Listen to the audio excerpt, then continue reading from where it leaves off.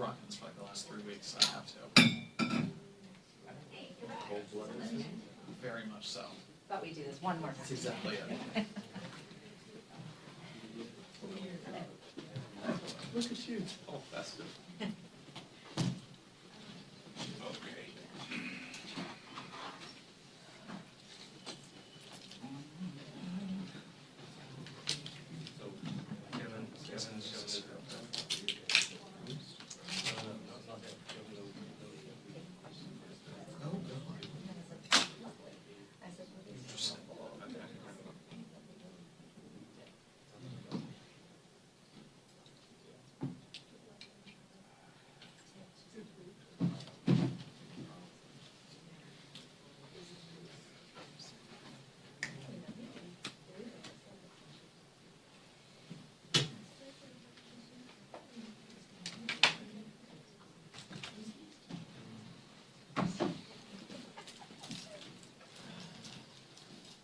We did, but it wasn't until like 3:15.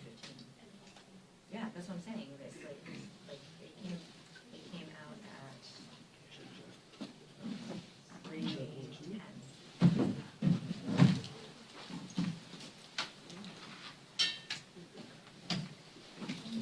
So, no?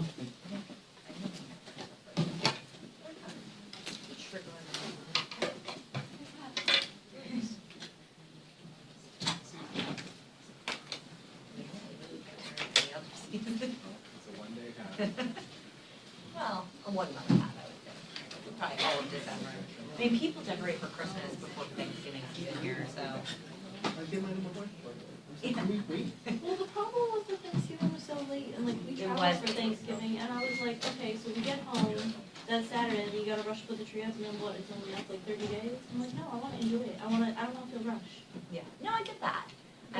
What I don't like is when I'm like going driving to Thanksgiving and all of And a there's, sudden like, all the Christmas radio lights. stations have changed. It's like, I'm not ready for jingle bells yet. See, I grew up in a family where it's like every Thanksgiving dinner, my dad was like ushering everyone outside like Clark Griswold to like plug it in. Yeah. That's So. funny. Yeah. I mean, my mom definitely, we decorate the tree Thanksgiving weekend, so like after Thanksgiving, the tree would go up, decorations and lights. Yeah, I was like, I want to enjoy it, and I want to feel rushed. Because also, like, we travel for Christmas, too, so, like, I'll be gone all next week. The leader's in the green room, so Just FYI. But then what about Thanksgiving? Right? Like Russian Thanksgiving. But it's like, I don't really get that. Kind of like ushering at the door, like, oh, okay. Yeah. Oh yeah, like you're just I get it. Listen, if you got this early, that's fine. Yes.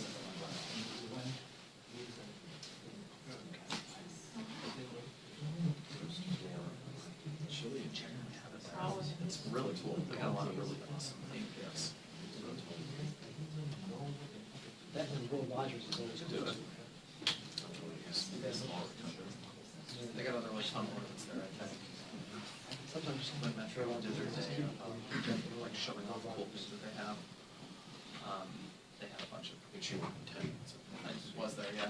They had a bunch. They had a lot of really cool swag you could buy. Who's in the front? Running, I'm so excited. That's all that they're trying to running. Stocking.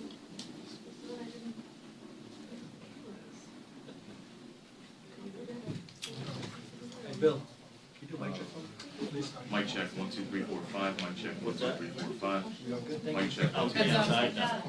I got them on the case and they're in the.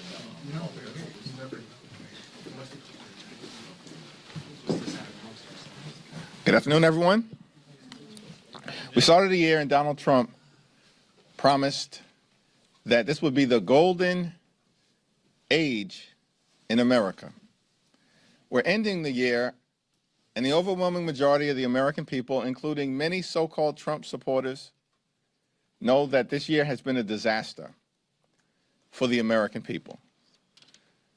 Last night, Donald Trump once again made it clear to the American people that he apparently still believes that the affordability crisis in this country is a hoax. It is not a hoax. The affordability crisis is very real. And one of the reasons why this year has been such a disaster for everyday Americans, under complete Republican control of government, they have the House, the Senate, and the presidency. They've had all year. They've had complete control of government, and they've done nothing to lower the high cost of living in this country. Now, Donald Trump and Mike Johnson and John Thune and House Republicans and Senate Republicans repeatedly promised to the American people last year that they were going to lower the high cost of living. In fact, they said that costs would go down on day one. They lied to the American people. Costs haven't gone down in the United States of America, and everybody knows it. Costs have gone up. Housing costs are out of control. Grocery costs are out of control. Electricity bills are out of control. Child care costs are out of control. And health care costs are out of control. And about to get worse because of the Republican health care crisis that has been devastating everyday Americans throughout this year. Why is Mike Johnson and House Republicans leaving town when there is legislation supported by a bipartisan majority of the House that would extend the Affordable Care Act tax credits for 3 years? We should pass that bill and then send it over to the Senate before the end of the year, before the Affordable Care Act tax credits expire, so that tens of millions of Americans during the holiday season aren't threatened with their health insurance premiums, copays, and deductibles dramatically increasing, including the reality that many of these working class Americans will experience premium increases of $1,000 or $2,000 per month. That is unacceptable. That's why House Democrats successfully launched a discharge petition that secured 218 bipartisan signatures. And there's no reason why Mike Johnson can't bring that bill to the floor immediately. House Republicans have chosen to get out of town before sundown. And that's a shame. All they've done is reinforce the fact that their sole objective in this Congress, the sole objective of Donald Trump, the sole objective of the House Republican majority, is to enact massive tax breaks for their billionaire donors while jamming their extreme right-wing ideology down the throats of the American people and doing nothing at all, zip zero, nothing at all to make life better for the American people. It's extraordinary to us. I don't think these people want to win any more elections because they've literally done nothing to make life better for the American people. House Democrats, as we've repeatedly made clear, are in this fight until we win this fight. We're going to continue to work hard to drive down the high cost of living in this country. We're going to continue to work hard to fix our broken healthcare system. And we're going to continue to work hard to clean up corruption and deliver a country of the people, by the people, and for the people. Questions? Thank you, Mr. Leader. The Congressional Black Caucus put out a statement a little over an hour ago that reads in part, as Democrats prepare for the year ahead, the Congressional Black Caucus stands with Leader Hakeem Jeffries, as we know all House Democrats do, in our continued fight for the American people. We must keep our eye on the prize. I wanted to get your reaction to the statement. Have you seen it, and what is your response? I have not had an opportunity to see the statement yet, but I'm appreciative of my colleagues in the CBC. I've been part of the CBC family from the very moment that I arrived on Capitol Hill, and it's a treasured relationship that I have with every single CBC member, and certainly with the Congressional Black Caucus. when I first came to the Congress, I walked into my first CBC meeting, and there's Jim Clyburn and Elijah Cummings and Eddie Bernice Johnson and Maxine Waters and John Lewis and so many other legends. And I'm trying to figure out, how did they let me into this room? That's what the CBC has meant to all of us who've had the opportunity to serve in this Congress this term and, of course, in prior terms.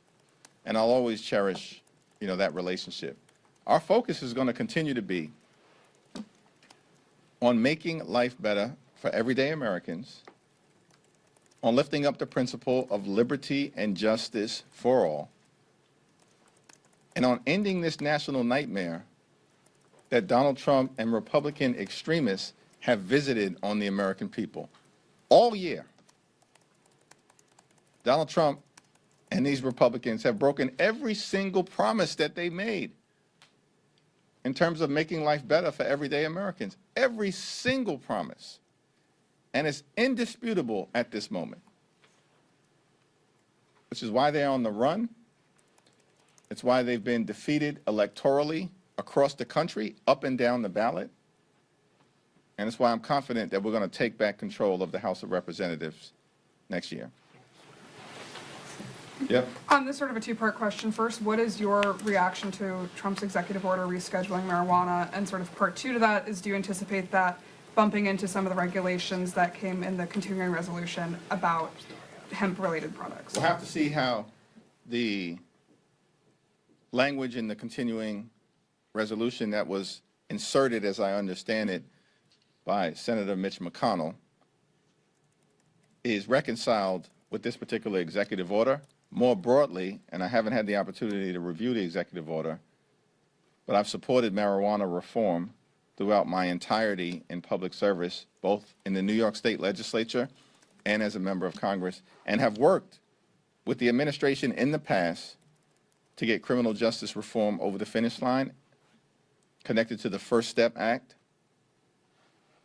And we welcome any opportunity moving forward to continue that work, to right-size our criminal justice system, to move away from the failed war on drugs, which includes a failed war on marijuana, and to deal with the mass incarceration epidemic that this country has suffered from, that is both unfair and undermines our economic productivity. Thanks. Thanks, Leader Jeffries. Tomorrow is the deadline for the Epstein files to be released legally. Is it your expectation that the DOJ is going to cooperate? And if not, what is your expectation for what we will see tomorrow? Based on my conversations with some of the top Democrats who've been working on this matter related to full and complete disclosure of the Epstein files, we do expect compliance. But if the Department of Justice does not comply with what is federal law at this point, there will be strong bipartisan pushback. Thanks, Mr. Leader. What is the plan for Democrats going into January with regards to congressional stock trading? Congresswoman Luna and Congresswoman Mace came out of Speaker Johnson's office today, and they said that they had some sort of an agreement with a House Admin Committee on what they would put forward on stock trading. What are Democrats going to do with that? It seems like theirs won't address the executive branch. House Democrats are going to continue to work hard to address the issues that we have in this Congress, and that, of course, will include my full and complete support for a congressional stock trading ban. But at the same period of time, I support the legislation that was just introduced this week that I don't think has a single Republican on it. Why? Because it would also include prohibiting the president and the vice president of any party from engaging in stock trading while they're in office. There is absolutely no justification for the president, who has far more power than any individual member of Congress, or the vice president, to be able to trade stocks in real time when they have more access to inside information than perhaps the entire United States Congress combined. as it relates to regulatory activity because the executive branch controls the regulatory agencies in the United States of America, including the Securities and Exchange Commission. There is zero justification and rationale for allowing a president of any party or a vice president of any party to be able to engage in stock trading while they have the awesome power of the presidency, vice presidency, and executive branch in their hands. Would you expect a discharge petition on the latest bill from Democrats?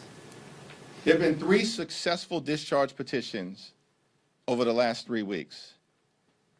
We have successfully forced an up or down vote on the release of the Epstein files in support of the advocacy from the brave survivors of Jeffrey Epstein and the horrors that were visited upon them. Last week, we successfully discharged an up or down vote on legislation that restores collective bargaining rights for more than 1 million hardworking federal employees and overturned one of Donald Trump's first executive orders. 20 Republicans joined the overwhelming majority of the House Democratic Caucus to successfully discharge that bill and then vote it out of the House of Representatives. This week, we've currently succeeded in successfully discharging legislation to extend the Affordable Care Act tax credits for 3 years to prevent tens of millions of hardworking American taxpayers from experiencing dramatically increased health insurance costs so they can go see a doctor when they need one. There have been more successful discharge petitions in the last 3 weeks than there have been in the last 3 decades in the United States Congress. So we're working to deal with the healthcare crisis that's in front of us because we still have unfinished business since Mike Johnson decided to adjourn the House of Representatives today and cancel votes tomorrow. Because Republican leaders want no part of actually keeping health care affordable for working class Americans, middle class Americans, and hardworking American taxpayers. We'll cross the next bridge when we get to it in terms of future discharge petitions, but what's in front of us right now is the need to finish the job and extend the Affordable Care Act tax credits. Thank you, Leader Jeffries. House Oversight Committee Chairman James Comer is accusing Minnesota Governor Tim Walz and AG Keith Ellison of not cooperating with the committee's investigation into some of the widespread fraud happening there with the social services in the state. Do you think they should cooperate with the committee's investigation, and do you have concerns about what's happening in the state? James Comer is a joke, an embarrassment, an unserious individual, and a malignant clown. Me? I want to ask you about something back home in New York. There's a story that came today. I don't know if you've seen it, but I'll brief you on it if you haven't. What does it tell you about the incoming mayor and his administration that he picked for a senior position, someone who tweeted in the past about, quoting here, money-hungry Jews, and that the Far Rockaway train is the Jew train? I haven't seen it, and so I'll comment on it subsequent to having an opportunity to actually review what you're presenting. Obviously, I would strongly disagree with those statements. I think I've been very clear in my views on that, but I'll have more to say when I've actually had an opportunity to review it. Are you okay with the incoming mayor appointing people like that? Mr. Leader, I wanted to ask you about the Affordable Care Act subsidies. Some moderate Republicans have expressed frustration that they do want to see an extension, but they want some reforms, and the fact that you didn't endorse the other bipartisan discharge petitions. They're concerned that with this up or down vote in the House that will be coming in the new year, it won't be able to pass the Senate. Who's concerned about that? Some of the moderate Republicans who have been working on the ACA deals. So if this passes the House, as it appears it will, moves to the Senate and fails, would you consider endorsing one of those bipartisan deals? Here's where we're at. We've got to make sure that the legislation that clearly has the support of a majority of the House of Representatives that would extend the Affordable Care Act tax credits in a straightforward way passes the House of Representatives. We also know that there's only one bill, our bill, that has a majority of senators supporting it based on votes that took place earlier this month. In fact, the 3-year, straightforward, clean extension of the Affordable Care Act tax credits, which the American people support, Democrats, Republicans, and independents, a majority of every single one of those categories, and an overwhelming majority of Democrats and independents, and a significant majority of traditional Republicans support a straightforward extension of the Affordable Care Act tax credits, and so do a majority of members of the United States Senate. So the House has to work its will first. And once the House works its will, which should be taking place today, tomorrow, before the end of the year, but at least as early as when we get back in January, then we'll send the bill over to the Senate, and we'll see what the senators decide to do. We're not giving up this fight. We've made that very clear for months now, because we know we're on the right side of the American people. And we're in this fight until we win this fight, and winning this fight means making sure that the Affordable Care Act tax credits are extended. Leader Jeffries, there have been a few votes in the last couple of weeks where if you had full attendance by House Democrats, then you would have defeated the Republican measure. What's going on with the attendance in your party? Is this an issue with Whip Clark? Like, how can you improve this in the new year? Catherine Clark is doing a tremendous job, and we know that there are a handful of members who've had serious medical issues that they needed to make sure were addressed.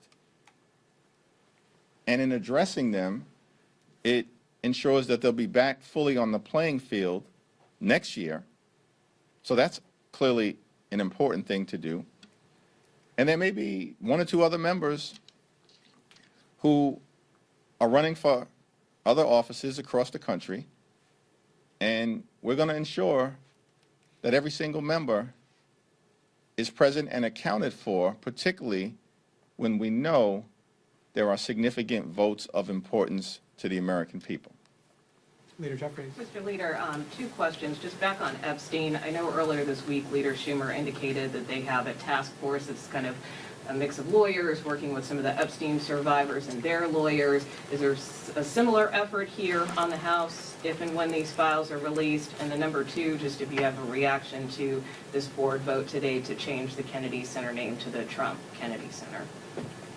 Well, Robert Garcia and Jamie Raskin are doing a tremendous job along with Ro Khanna as it relates to pushing for maximum transparency and consistent with the wishes and the advocacy that's been powerful from the Epstein survivors, making sure that there is information that is put into the public domain for the American people so that there can be accountability. And I look forward to continuing to work closely with Ranking Member Garcia and the members of the Oversight Committee who've been doing a tremendous job on the Democratic side, along with Jamie Raskin and others. With respect to the latest foolishness to come out of the Trump administration, I mean, it really seems to me at this point that Donald Trump doesn't give a damn about the prospects of the country and the Republican Party.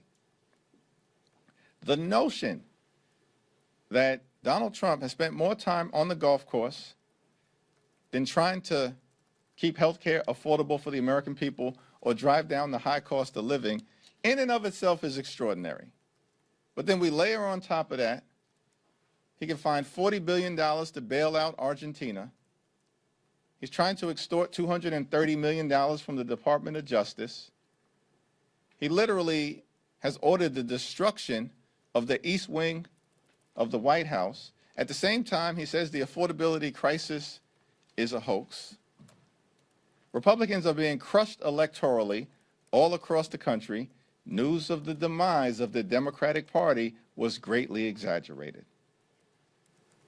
And yet, what Donald Trump comes up with at this particular point in time to end the year is not ordering Mike Johnson, because he could have done that, to remain in Washington until we address the issue of health care affordability and extend the Affordable Care Act tax credits that the so-called Kennedy Center board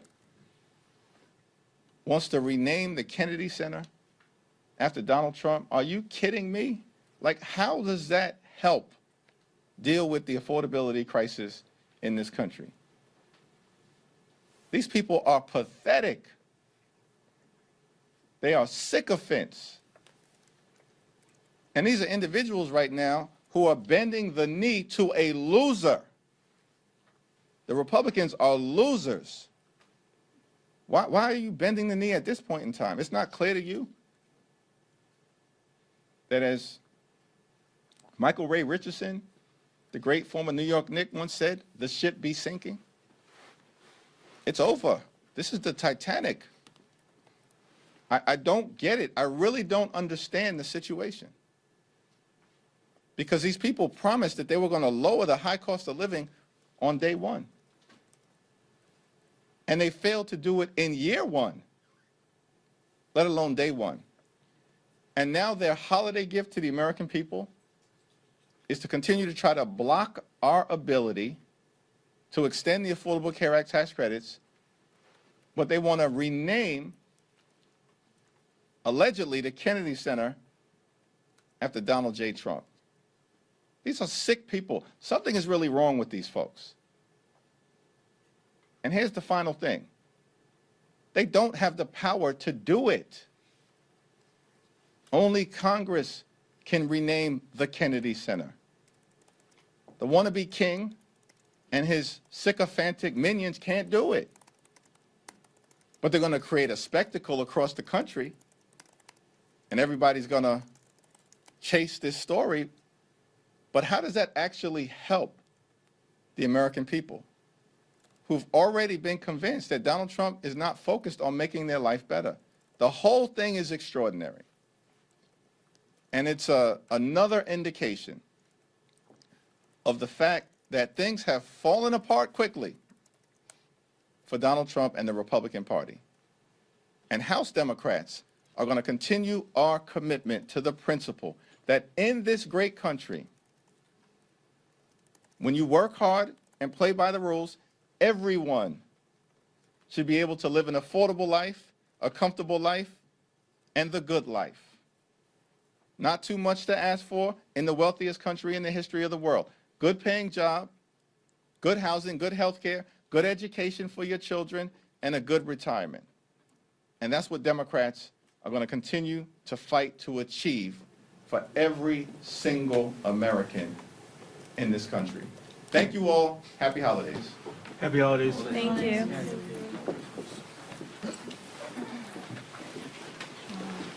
Is there another Senate vote sign? Yeah, thank you.